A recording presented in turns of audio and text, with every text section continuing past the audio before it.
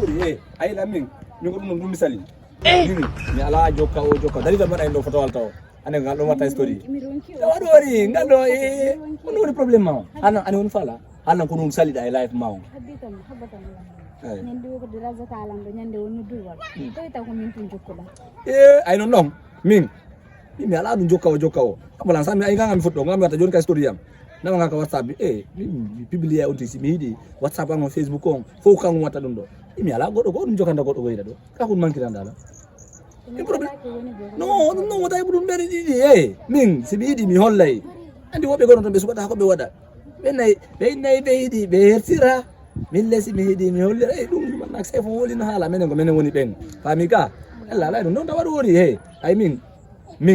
wiyete joma jom gikke joko narta ay nar mobile ay photo jene grand ndo di amironki fi nga jabade petit ano di la mi kere minani mari ndo di Aisa amironki Aisa sama Aisa hum woni halde o mi anda siro timmi ango Aisa do mo wonda halde gira to nak eno Aisa mo nalandare fi mi Aisa do mo woni landare Aisa mo nalandade billahi wallahi grand Aisa no budi wala beede Aisa mo na wolde o Aisa joni mi anda Aisa hombo on uri o ten la uri o piji din fo Aisa hombo grand ta fit na ngar fella Aisa mo na wolde mi mu no alla mi ani man ngada ko Aisa mo na wido no ay da yalla adi apoy billahi abi on ya ardo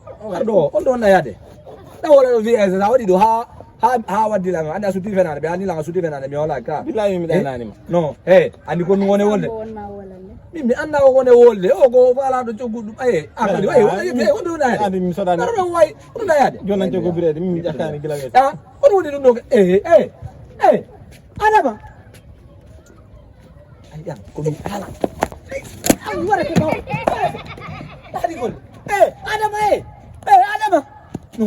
ay ko bedu ngande taw ko galle ne anda la wala mo kala ko jugida galle to mi yarna ma dum na wadi ya wodo kadi ya bodni lando sanction ko andi wodo kadi sigude mebi do dum ko ay ti fenane manen ay ko nyamina ko dum ko dum no ko no